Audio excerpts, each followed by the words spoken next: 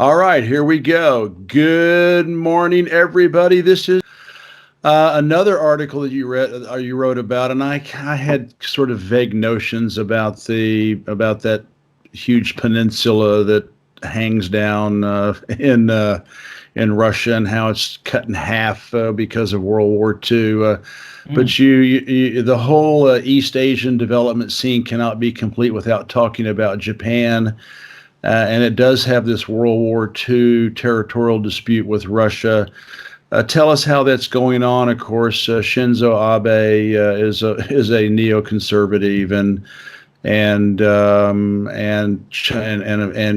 poor Japan cannot pass gas without getting permission from Washington. But just tell us about what's going on. I know Russia and Japan are sort of like fumblingly hmm trying to Yeah. reach an accommodation and finalize their territorial dispute. Just let us know what's going on there. Yeah. Well, you're talking about the dispute that's been there for decades since World War II around what are called the Russians call the Kuril Islands. Yeah, the Kuril, yeah, Kuril, yeah. Yeah.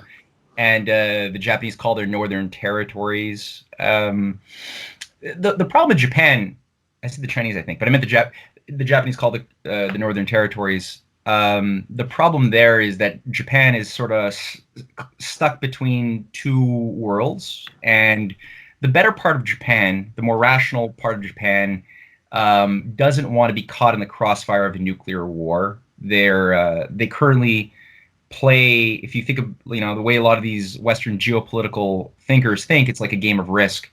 On the board, they've got Japan as a big part of their full spectrum dominance. Since World War II's the wake of World War II, they've had major deals with the U.S. military to host bases. 50,000 troops are there in Japan every day.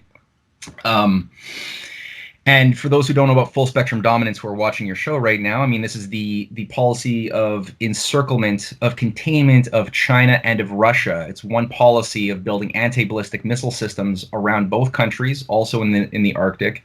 And that the idea, the philosophy is that a nuclear war is winnable using the most advanced cyber, every form of technology that we have in our arsenal.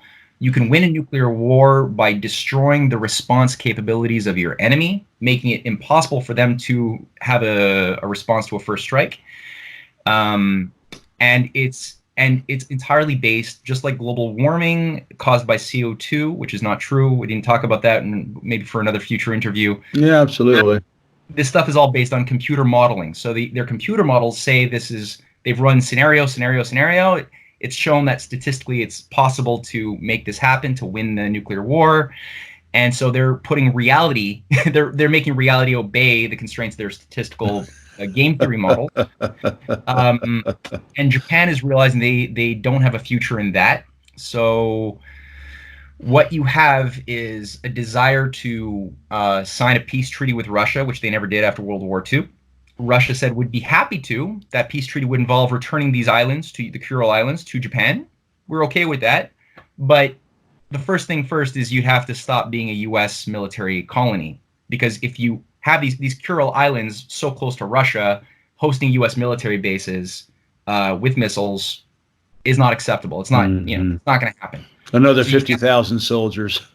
Yeah, no, exactly. So you gotta like win a little bit of sovereignty first, and then we'll be happy to sign this peace treaty. And Okay, well, that's not going to happen anytime soon. It's just, unfortunately, Japan is just. I mean, the United States has Japan by the short and curlies, and I interviewed A.B.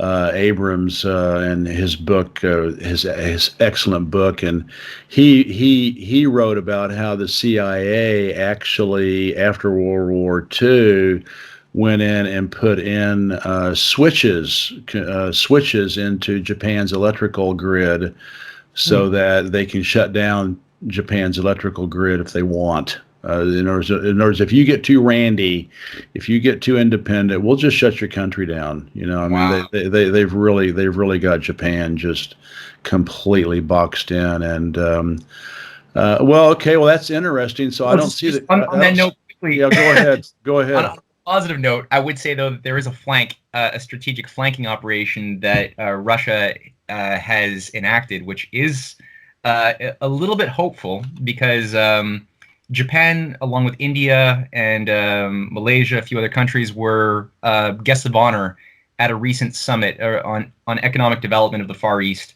in Russia. I forget. Abe went to that, didn't he? He went to that, yeah. He went to that. Went to that. And these were a lot of countries who had been set up largely geopolitically to become to play a very anti-China role in the geopolitical game, and they were brought in. They signed a lot of deals. Japan became heavily invested in the LNG-2 Russian pipeline deal. A professor in Pisa, Professor Sassi, made the point that this project will see an unprecedented level of cooperation between Japanese, Chinese, and Russian energy companies in one of the most important Russian energy projects of the next decade. Russia also made a point that the Trans-Siberian Rail is going, over the coming years, they're going to beef up 100-fold increase in cargo on the Trans-Siberian, both by creating more lines, parallel lines, and just enhance the infrastructure of those rail. And so they're going to go from, like, I wrote it down here, 3,000 20-foot units per year to 300,000 20-foot units. Massive upgrade, and that makes, they call it the new artery for Japan-European trade. So, you know, it's impossible to get Japan to work directly with China right now for the reasons you enunciated and a lot more. But because China and Russia have this unifying strategy of cooperation together, I see it as two aspects of one system, two aspects, one process, which with different talents, and they're able to provide maneuvers that are impossible if either one were on their own. So I see that as a really big deal. Yeah, I do too. The Sino-Russian cooperation. God, where would we be without it? It's just unbelievable. I know. It's frightening. It's frightening. Well, thank you for sharing that with us. Maybe they can kind of do, as you're talking about, doing some workarounds and start shipping some stuff from Japan to to Vladivostok or wherever, and then shipping it on to Europe, and that would be hopeful. I was fascinated to read about Syria's 5 C's strategy.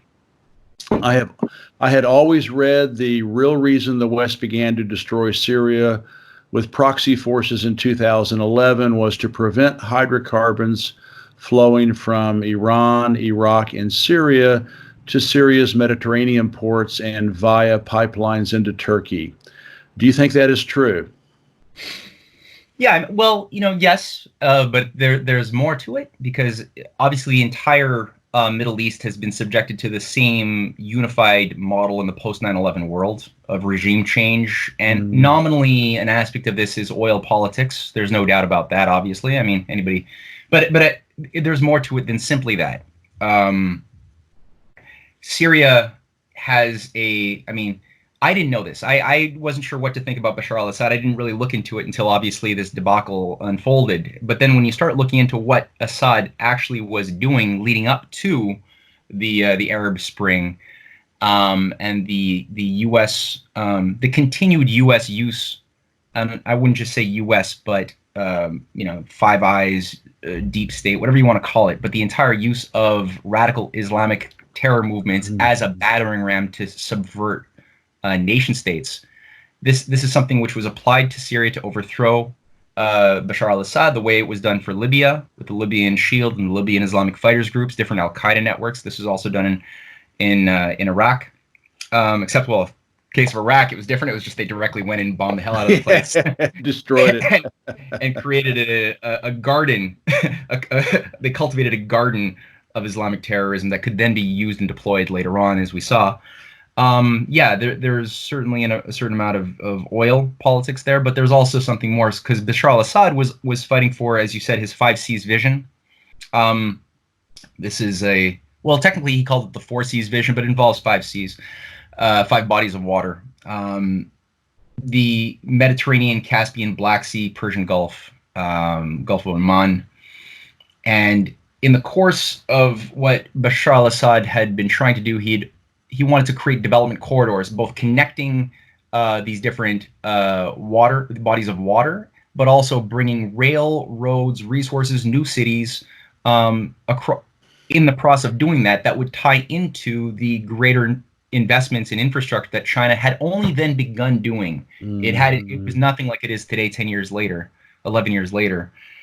He had worked to sign memoranda of understanding with over 7 different nations from Turkey, Romania, Azerbaijan, Iran, Iraq, Lebanon, that were all increasingly organized to get on board with this, which was totally transformative. And in 2009, Assad said, once we link these 4 Cs, we'll become the unavoidable intersection of the whole world in investment, transport, and more. And he knew what he's talking about. You look at Syria, right? You look at Iraq, stabilized zones. It's not a coincidence that they are the center of where the world trade would be in this more just society we're seeing unfold with China's support. So now that China has, there's actually some stabilization happening in Syria. There's a hope now for reconstruction, largely because of Russia's intervention and them changing the rules of the game. There's now an increased discussion for bringing back this 5 Cs vision strategy that should have already been built, and now tying it into the Belt and Road Initiative. Turkey's sort of being pulled, and it has different opposing impulses with itself. We'd see very erratic behavior. But the better part of itself that has played a role in the last few years, does see its future not with the collapsing euro, not with NATO, which, I mean, people forget Turkey was originally preparing itself to join the European Union, right? Absolutely. They see a sinking ship there. They don't see a future there, and they look at China. They see their high-speed rail development with China's help, and the better part of them wants more of that. So again, you've got conflict in all of the countries going through certain identity crises. That's a big one, though. And the name for the Turkey version is the Middle Corridor, that connects Turkey's economy to China through its own networks. It's really fascinating you brought this 5C strategy up. So it actually predated Xi's Belt and Road Initiative. I wonder if he was inspired by it, because it's sort of like a mini Belt and Road Initiative. It kind of is. It's a microcosm of it, right? And that's really amazing. I could find it documented by Bashar al-Assad as 2004, so way earlier. Oh wow, he was really a visionary. That's amazing. No wonder they're trying to destroy him. He actually wants to help his people. God forbid. instead of Wall Street. Oh my God. Yeah, terrible. What a dictator. I knew a lot about Muammar Gaddafi, and I knew, of course, Libya was a socialist paradise. I mean, it was literally a socialist paradise. You had a heart condition, they flew you free to London to be, operated on by the world's best surgeons. He had 200 tons of gold. Free medical, a free house. 25 cents for a liter of gas. He was building infrastructure. There were 35,000 Chinese in China and Libya helping Libya build its infrastructure. I had heard about these waterways that he was building. So he had to go, of course, when he wanted to do the African dinar, the gold-backed African dinar, and dump the euro and the dollar. That was basically, I think, his death warrant. But you talk, and I didn't know about this. You talked about the Great Man-Made River. You wrote about this, the largest water project in history, with Egypt and Sudan. Can you tell us about that? I thought I knew a lot, but this was one aspect that I didn't know about. Yeah, this had slipped under my radar too, and increasingly, it's unfortunate that we learn so much about these countries after they get bombed to smithereens. But indeed, Libya. I mean, there's a reason why we don't have a lot of. Montreal is a very cosmopolitan city, and we've got people from all over the world.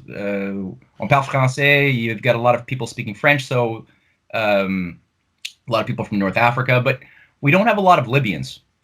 We never did. And I always found that a little strange. But then when you start realizing that, no, we don't have a lot of Libyans because they liked living in Libya. Yeah, it was a nice place. It was a really nice place to live. Yeah, it's only after the bombings occurred that you obviously have a lot of Libyan expats now around the world, unfortunately. They'd rather go home, but, the U.S. gave their country to Al-Qaeda. So the first thing there is that in 1953, there was a massive discovery of oil as well as water under the the surface of Libya, deep under the surface. Aquifers, yeah. Yeah, they found 4 ancient aquifers between 7,000 to 35,000 years old. Wow. Some might be earlier. Giant. And basically, Gaddafi, I mean, he was in power for a long time. When he got in power in 1969, he overthrew a king, kind of a dick. Not Gaddafi, the king.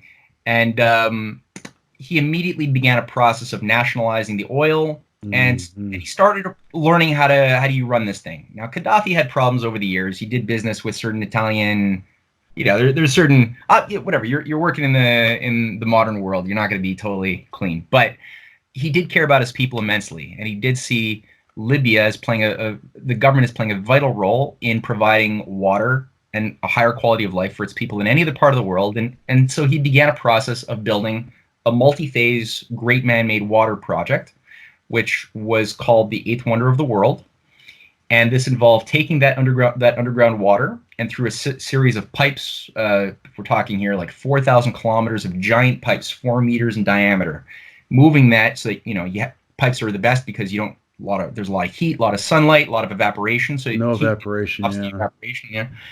And you're going to reclaim land from the desert. You're going to convert desert land, over 150,000 hectares, into agriculture, into forest. And you're going to be able to create new cities, which he had a great vision for. One of the first things that were bombed by NATO in our humanitarian bombing of Libya in 2011 were the supply lines, were those pipes. So one of the first things targeted were the infrastructure that was providing the water. They were already at phase 3 that was accomplished. It was a 5-phase project. It was already producing wonderful transformations of the desert and of agriculture. And then we bombed the factories, saying that these factories were producing Al-Qaeda rockets. That government rockets were being launched from the factories. The factories, no, not true at all. It was disproven. They were just building concrete and pipes, so they couldn't even replenish what was being destroyed. And today, the system is sitting in brittle pieces. In ruin, yeah. It's just totally ruin, yeah. It's just. And one of the key things is that the way, like you touched on it, but they were not funding it with IMF money. Yeah, they were debt free and free education, K to PhD, free.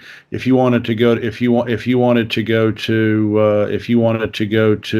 the best universities in England or whatever, or the United States, it was all paid for by their socialist government, and it was just free medical care, a free house. It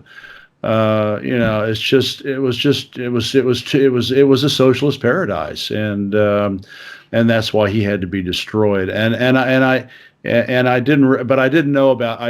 heard about these canals, but I didn't realize it was such an ambitious project. God, it's just incredible. And now you look at the place and you just want to cry. Oh yeah, and I mean, you look. I brought up SNC-Lavalin, the big Canadian engineering firm that's working with China on closing the nuclear cycle. And one of the other things that they did was they were the primary contractor in building the Great Man-Made Water System too. Wow, unbelievable. And the fact that, again, this is the company that was targeted for being corrupt and bribing officials in Libya, and now this contaminated most of the past year of politics in Canada.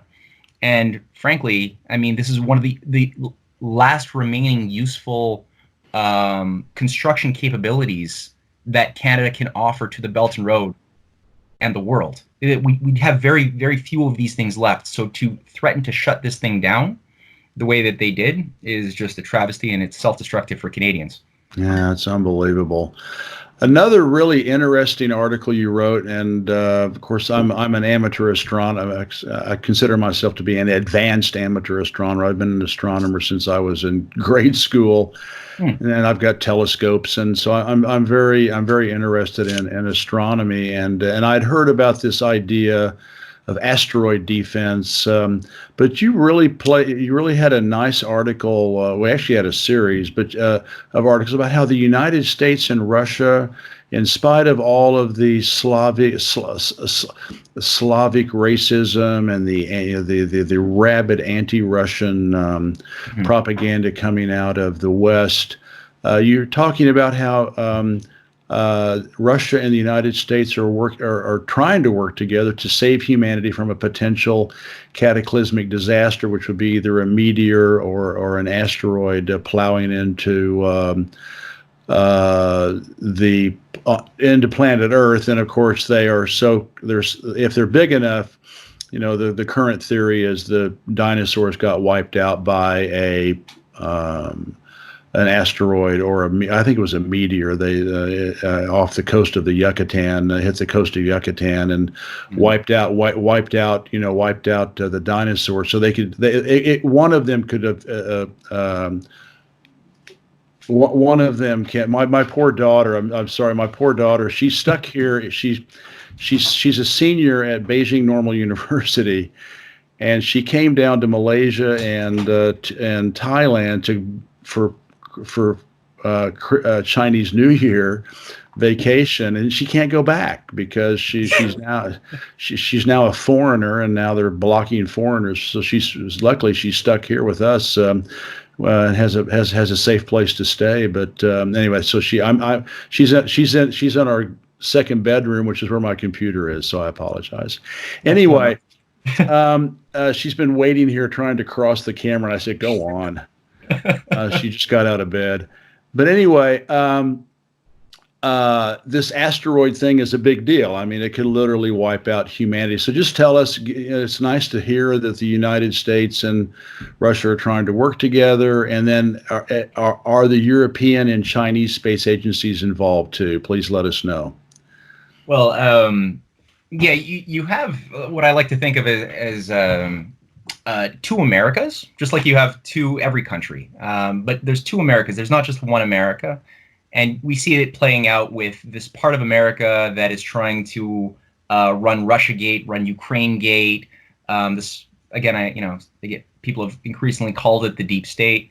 But you have this thing which seems to have one agenda, which is opposing an orientation which the current president of America, for all of his problems, has. There's two different impulses, and we know that Trump had made enemies with this thing very early on when he started calling for positive cooperation with Russia and China, which he did on numerous occasions before the election and since, and no new wars in the Middle East and what have you. So again, criticize him for what you will, compare the amount of wars he has created to the wars that his predecessors created, and you have a very different picture. Oftentimes the way he speaks is very erratic, it confuses people, but if you look at the actions, and then you again look at the fights that have occurred within the institutions of the presidency, there's an undeniable schism. I think of the same thing happening in the science community and space technology in America. You have, on the one hand, a deep state oriented military industrial space policy with its orientation to see space as a frontier for war making. And that manifests in ways like we hear when you hear Mike Pompeo speak, or Esper, or you look at Space Force and how that's being wired.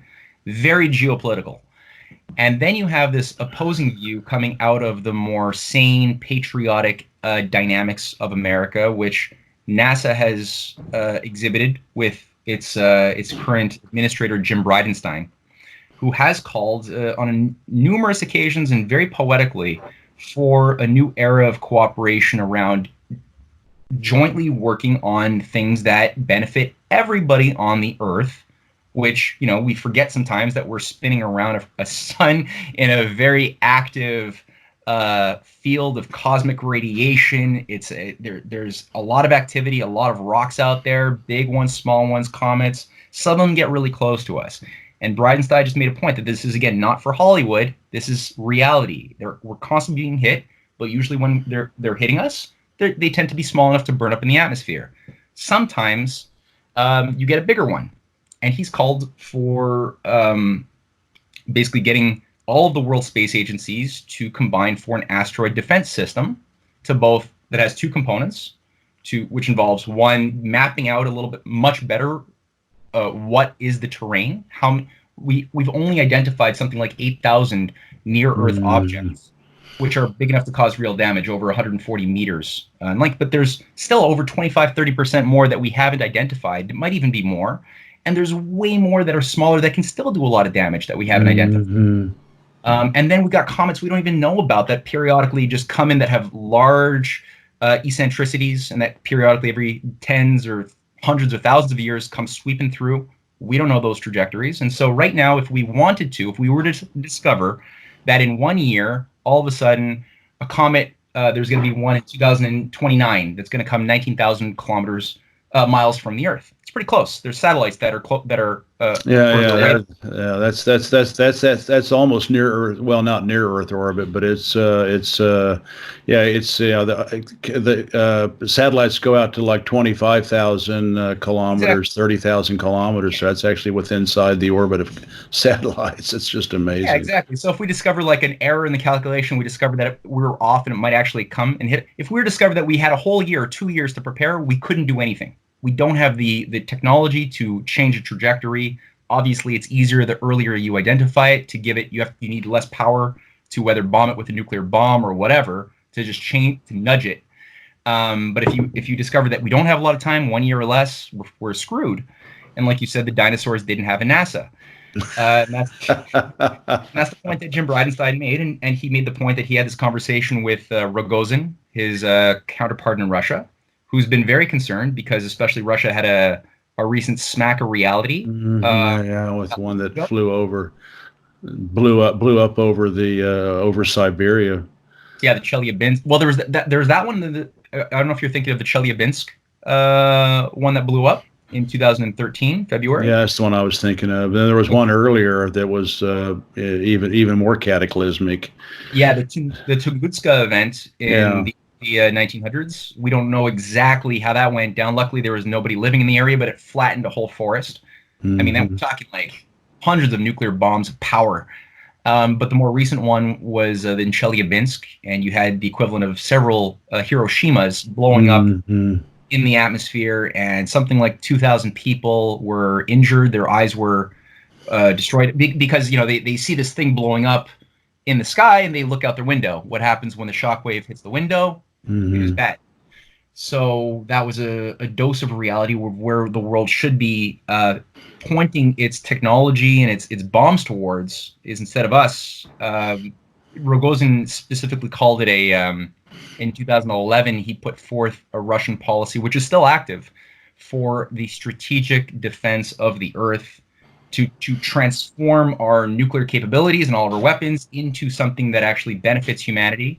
And it was a revival of that policy from the Reagan days of the Strategic Defense Initiative, which its earliest incarnation in 1983 was built around an idea of the U.S. and Soviets together jointly controlling this system, and it was not unilateral. And the unilateral aspect only came much later with Bush Sr., which is the cartoonish, terrible view of the Star Wars or whatever people call it today. It's the Space Force version of it, not the original concept, which originally, as far as I understand, was a brainchild of some scientists working with an American economist named Lyndon LaRouche. And that was, I think, the earliest. But so the Rogozin idea is a revival of that idea, but with a much more expanded view of asteroids that the original idea didn't have. So I think that's something worth. As far as the China one, because you asked about the China cooperation, China can work with Europe, and they are working with Europe on space, but because of these Obama-era Wolf Acts, there's an illegal banning of China's. To work with NASA, it's ridiculous. I wrote about that recently. It's just ridiculous. Yeah. Well, listen, we can't close out this fascinating discussion without talking about money. And tell us about and you write a lot about this. I mean, this is one of your areas of greatest concern about the global oligarchs' hidden $1.5 quadrillion of debt. And that's not a number unit often used in daily life. So let me spell it out. It is a 1,500 and then 12 zeros after that, and which means $1,500 trillion compared to a global GDP of only 80 trillion. So, which is only about 1/20th of this debt black hole. Who owns all this debt? Expecting to get their money? Are they going to get paid back? Who are the debtors to pay it all back? Just tell us about this. It's just nuts. It is nuts, and the only time you typically see these types of terms like quadrillion used is in quantum mechanics or something. Yeah, or astronomy. Yeah, exactly. Yeah, what's the distance? How many miles between us and Alpha Centauri or something? But no, we're really dealing with something, and it's actually not a coincidence, I guess. Now that I'm talking about it, that a lot of the scientists that created the economic gambling models that created derivatives, these insurance on bets, on securitized debts that were packaged in, but these were created by a lot of quantum theorists who were formerly working. They call them quants in Wall Street or in the city of London, but they were people who were formerly part of a process that was tied to NASA, tied to nuclear science in the 60s and the 70s. And when the post-industrial model was created and all of these core industries and fields of science were increasingly atrophied and shut down, they were out of work. This happened really quickly in Russia when the Soviet Union collapsed, and you had a ton of scientists, the best minds, out of work. So they had to pay their bills, and they were absorbed very quickly by the City of London, by Wall Street, to program these probabilistic calculating machines that became ultra fast betting machines, basically, that could create logarithms, highly complex equations that could then find values and probabilities of what something would be if the weather was possibly sunny in Puerto Rico, and how much Coca-Cola would be worth, and shipments. So you got so many billions on billions of dollars that were created literally out of thin air just on betting, that people started thinking themselves were value, that had asset value backing it, but it didn't. And so, instead of a steel mill or a car manufacturing plant or doing something productive for society.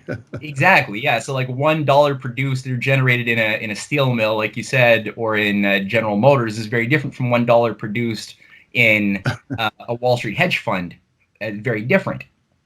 But they don't differentiate them. So that's the problem. And the way that econometrics is taught in modern universities is there's no ability to differentiate qualitatively a good debt from a bad debt, a good asset from a bad asset. It's all treated as numbers, and numbers are all equal. So when they bail out something, if there's an economic crisis, they're not thinking about the qualities. They're thinking about just maintaining the numbers in the bubble. And that means also justifying and expanding upon a lot of the usurious or cancerous debts. It's like feeding a cancer at the expense of the healthy tissue. Mm-hmm. And that's what's been going on now for a number of years, and it's getting a lot worse with the current crisis. So all that to say, the derivatives didn't exist in any significant form before Alan Greenspan really normalized them in '87, when he had the markets tank by 25%. And that collapse should have been a wake-up call to reorganize the banking system by Western nations properly, if we were thinking properly, but we weren't. And instead of re-regulating and remobilizing and building the workforce again that had been lost over 20 years, Greenspan said, we'll create creative financial instruments. Increasingly, these became different types of derivatives that grew quickly to $2 trillion by 1991. They grew to $70 trillion by 1999. And then when Glass-Steagall was taken down as one of the last Clinton did, By Clinton, Clinton. liberal Democrat. Yeah, right. Total travesty, right? I mean, I'm not going to say that Clinton was like his wife in the sense that, I don't think that he was this warmongering freak of nature that wanted to really blow up the world the way I fear that Hillary has in her eye. Well, she was the architect behind Libya. Yeah, right. The takedown of Libya. So yeah, I think Clinton had some good impulses now and again, and he had a lot of problems, a lot of them, and he was castrated after the Monica Lewinsky takedown, that attempt to impeach him, and his last 2 years were pretty much Larry Summers and Al Gore running the show when a lot of the worst things were done. And he's shown no evidence that he's changed, that he's become an actual competent human being at this point. But all that to say, so Glass-Steagall was taken down, and then derivatives went quickly to 70 trillion, and now we're up to quadrillions. And so that's who owns them is the top level experts are hard pressed to say who owns, even how many. How do you measure what they are? Who owns them? I mean, it's really tough to say. It's very ephemeral. It's very disassociated from measurable reality. Very disassociated from GDP, and it. Yeah, I mean, this is the bubble that's going down. So if you have something like a default on let's say corporate debt, which is a pretty big bubble, something like $15 trillion of subprime corporate debt currently is in the system. Same, triple B value is the subprimes of the housing market days of 2006. So let's say you got a default and that goes bad. It's not just that 15 trillion going bad. It's all of the insurance on the debts on the insurance on the debt that's built on that.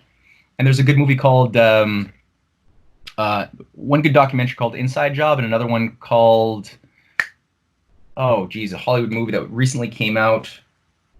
I know the one you're talking about. I saw Inside Job. The Big Short. That's it. Yeah, The Big Short. Yeah. Anybody who's confused by this, I think that's one of the best introductory movies to just clearly mock it and also educate you on how absurd this is.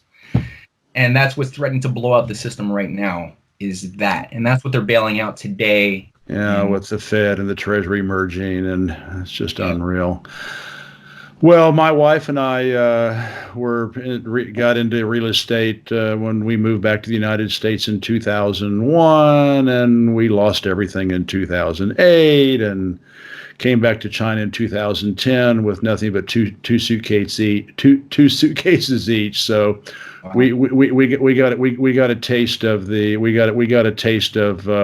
Alan Greenspan's algorithms and subprime loans, unfortunately. So in our 50s, but it was cathartic, and I do not regret it. Let's one more kind of a banking question, because I have a hard time explaining to people about China's massive people-owned banking system.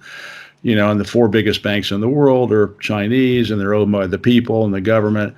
You talked to, and I never heard about this one. Now, like I say, I love reading your articles because I just find out all this kind of stuff from all your research. Where does the Rothschilds inter-alpha group of banks fit into all of this? And you made a statement that just knocked me out of my chair. Is it really true that the Royal Bank of Scotland controls up to 70% of the global financial system? And if that's true, where does China's massive people-owned banking system fit into all of this? Okay. Well, here's the thing. There's an often misquoted Rothschild quote that's put out in a lot of documentaries, Money Masters, things like that. I've seen this again and again, where I forget which Rothschild it is. It might have been... There's so many. And they tend to always be pretty terrible people. Yeah.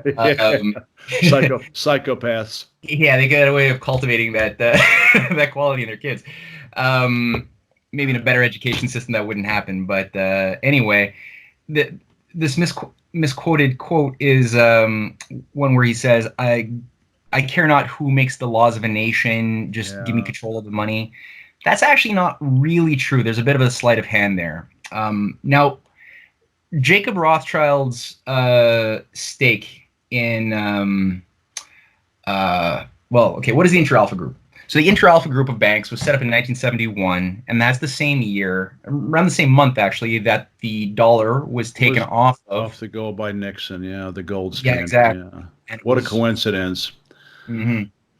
So it was floated onto the international markets that made it a tool for speculation. It no longer was tied to fixed exchange rates. There was nothing stabilizing currency values. So with that lack of stability, it made it very difficult to think long term anymore. You couldn't build things the way you could in the former system, where you could know that in 5 years I'd have these relative values to plan ahead for. If you have too much instability, you can't do it. With speculation, a lot of instability, can't do it.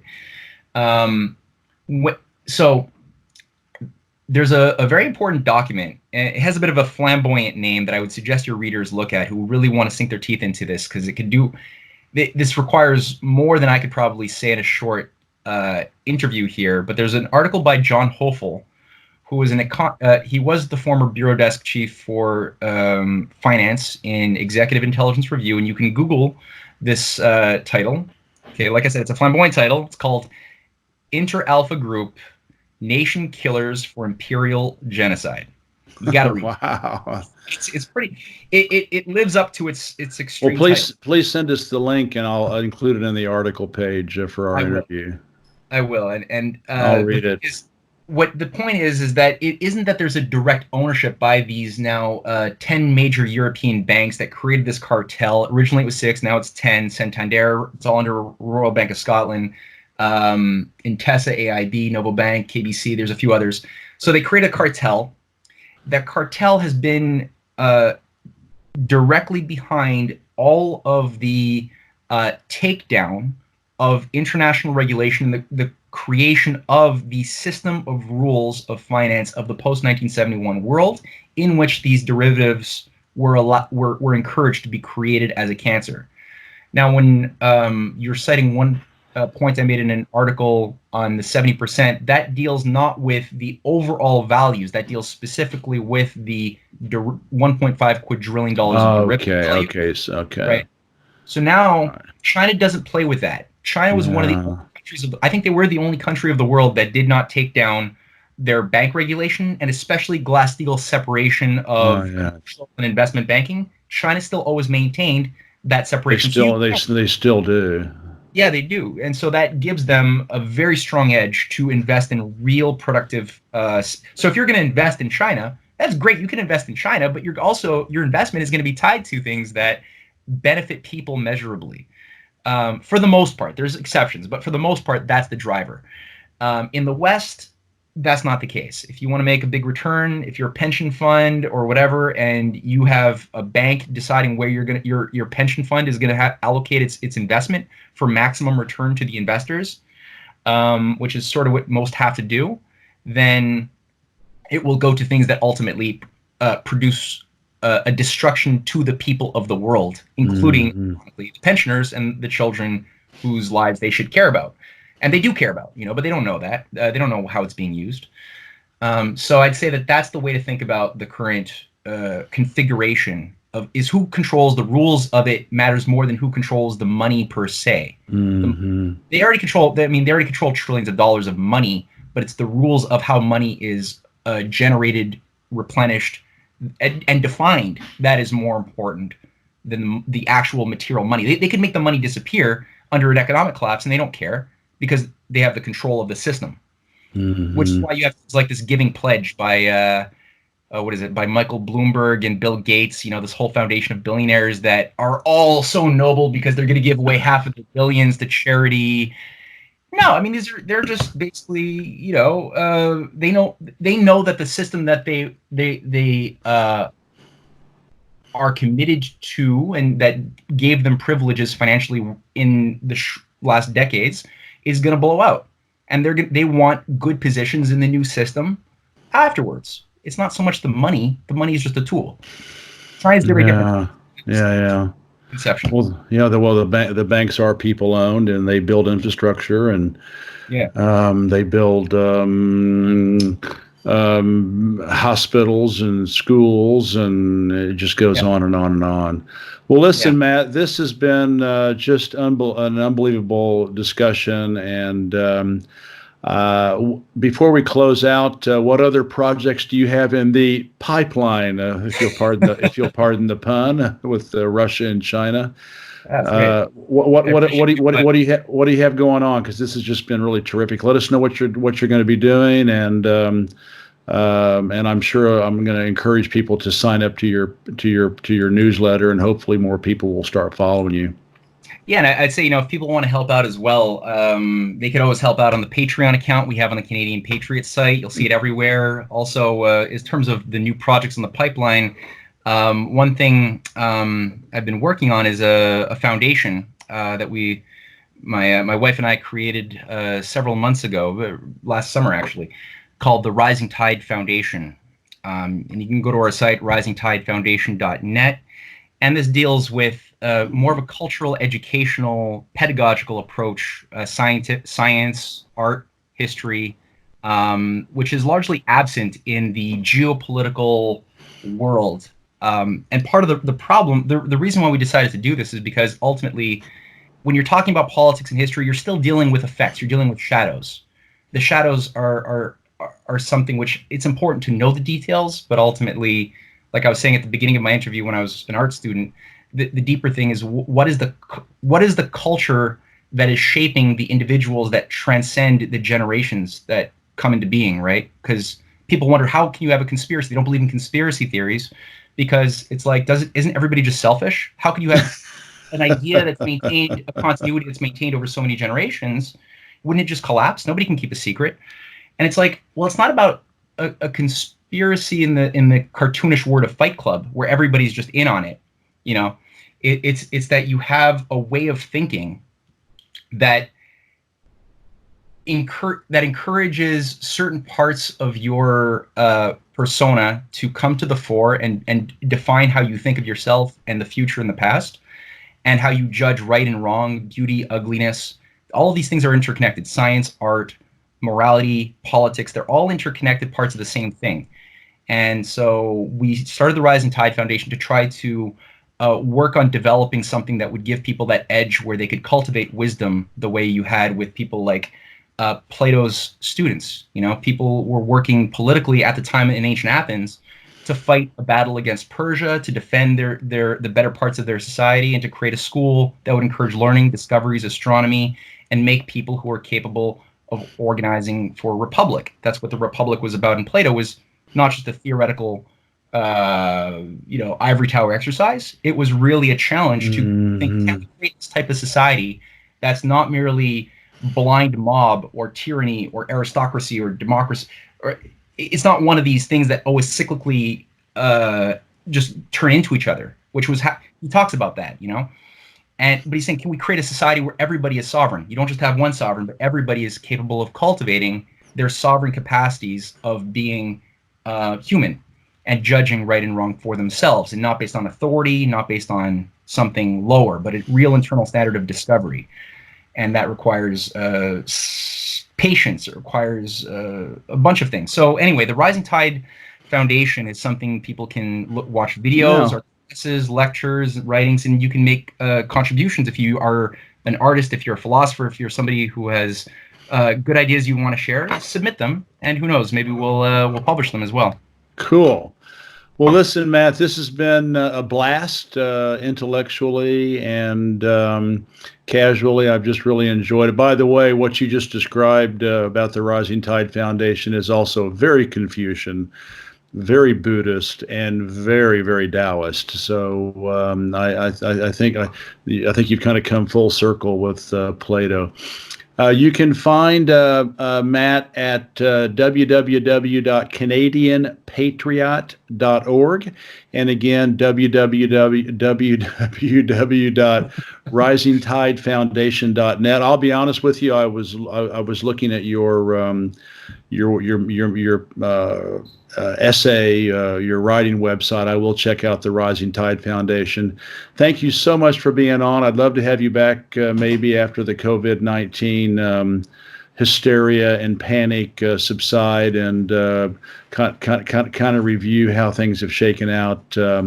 So thank you so much for being on the show. I'll get this up in a couple of days, and we can both blast it all over the world. Wonderful. Thanks for having me on. All right. Bye bye, Matt. Bye, Jeff.